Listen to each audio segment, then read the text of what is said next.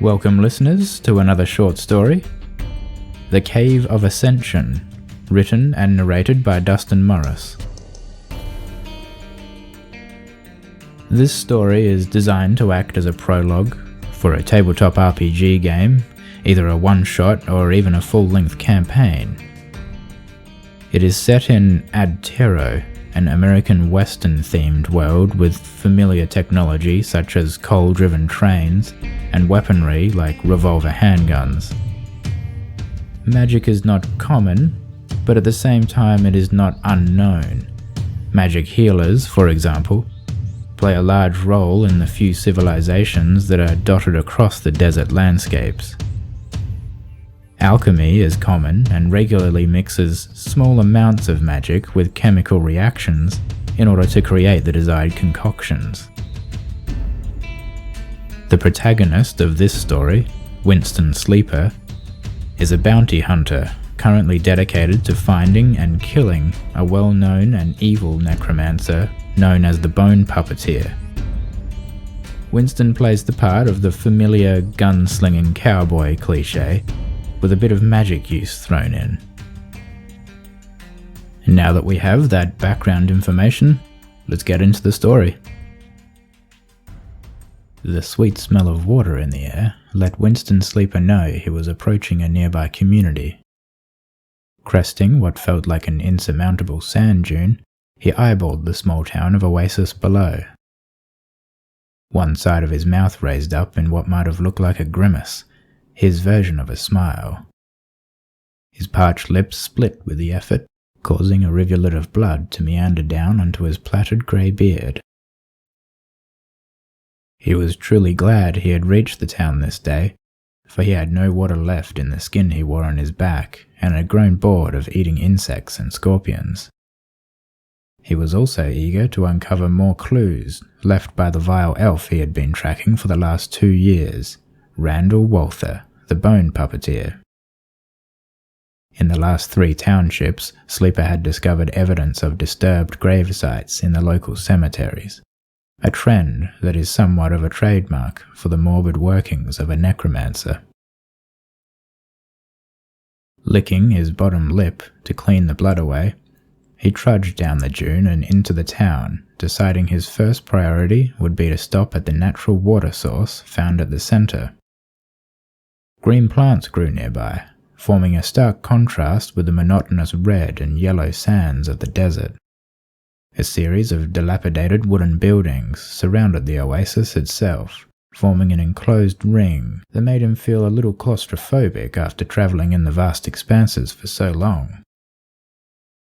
Removing his water skin and dumping it on the ground beside him, he knelt down and cupped some of the water from the spring into his hands.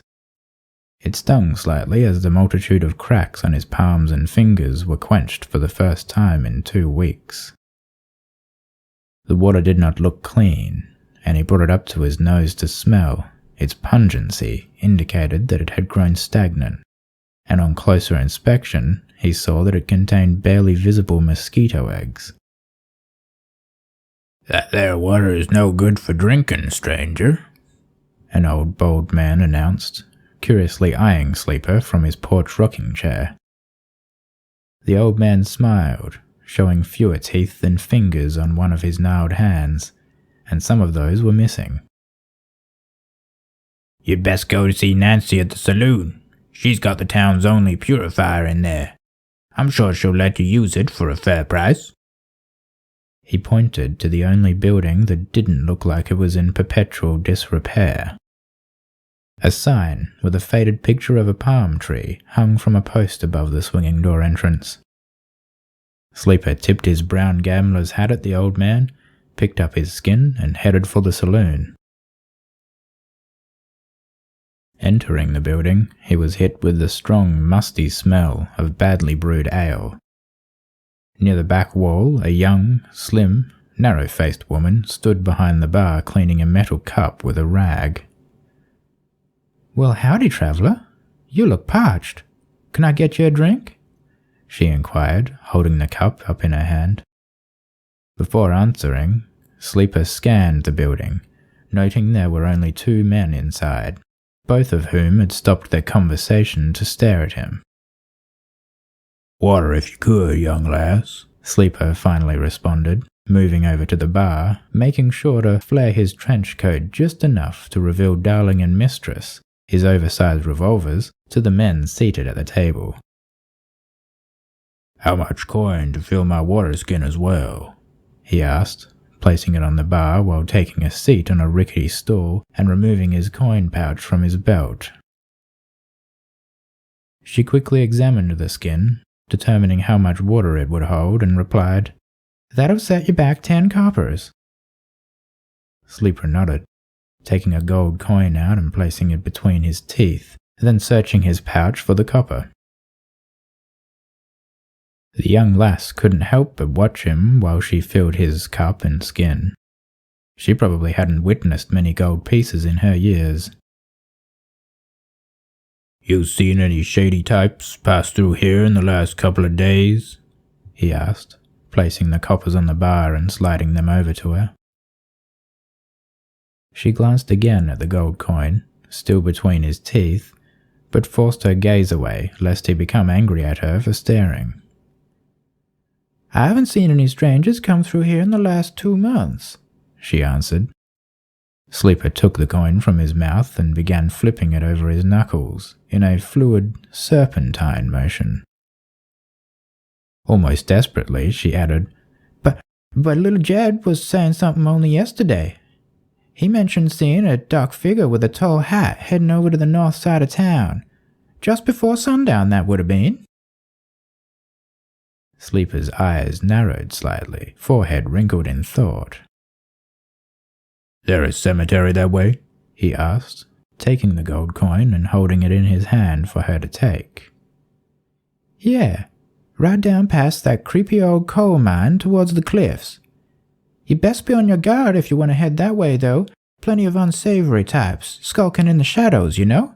Especially at night." Cincturing the neck of his water skin, she handed it back to him, while at the same time taking the gold coin in a guarded motion to make sure the men in the saloon did not see the exchange.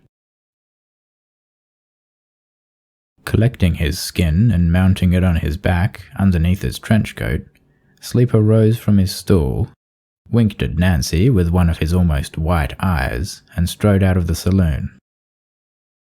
He passed through the town until he came to the abandoned coal mine.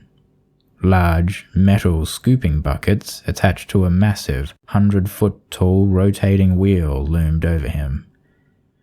Once it would have been powered by engines, digging into the earth in search of coal, but those times had long since passed.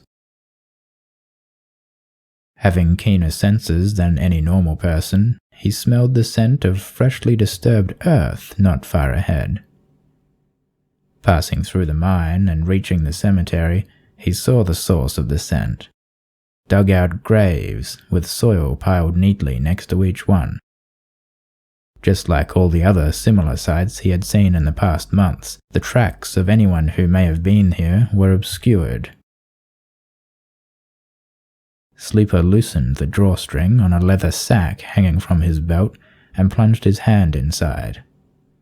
Scooping out a handful of golden effulgent dust, he blew it off his hand into the air before him, following up by muttering a single word. "Querari."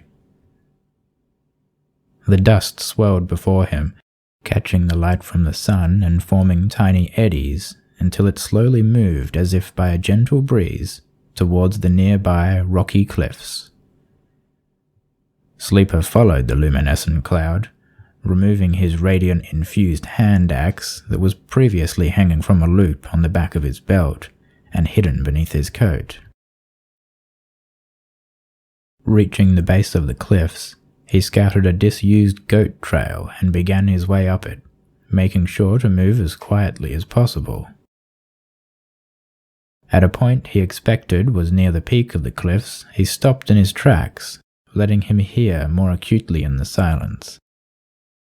Soft creaking sounds and the crunching of feet on dirt and rocks were coming from no more than 20 meters ahead.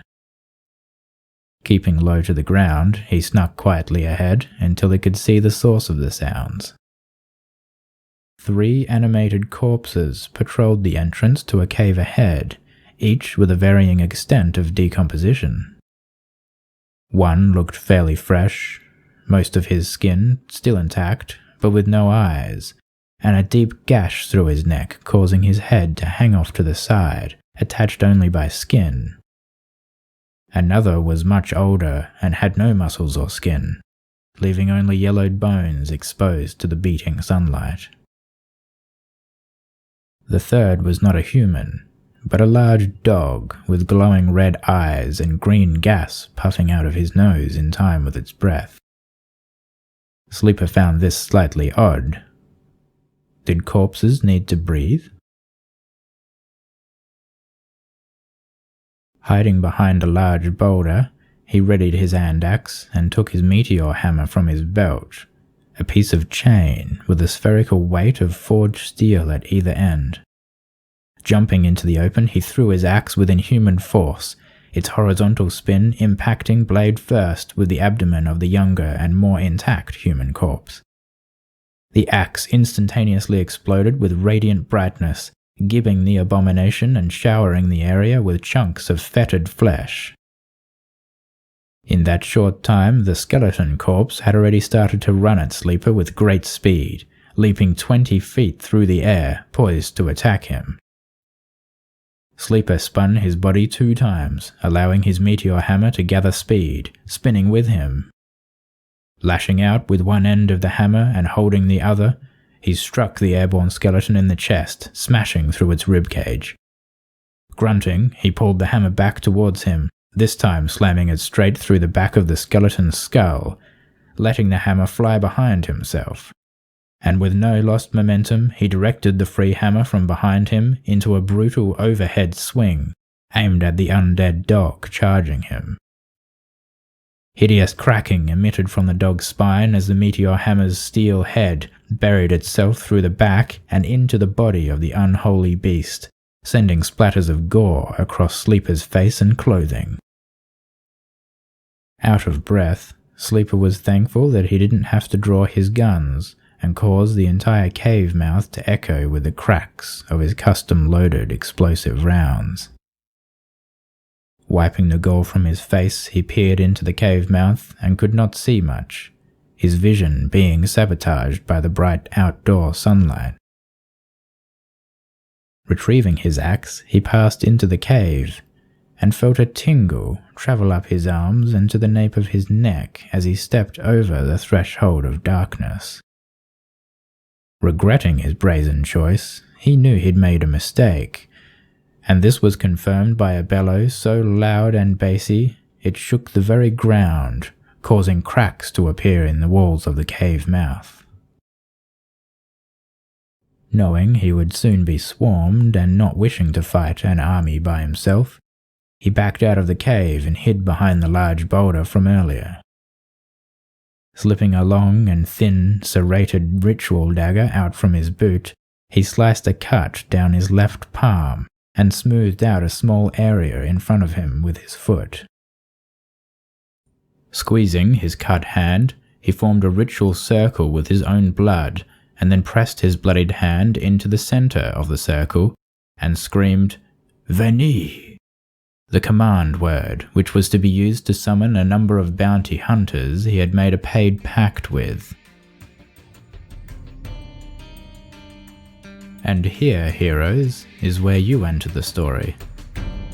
Will you be able to save Winston Sleeper and take down the Bone Puppeteer? Or will you be killed, fighting the undead hordes that surely await you? Thank you for listening to The Cave of Ascension, written and narrated by Dustin Morris. I hope you got some good ideas for your role-playing campaigns and hope you have fun playing in the world of Ad Terror. Happy gaming, heroes!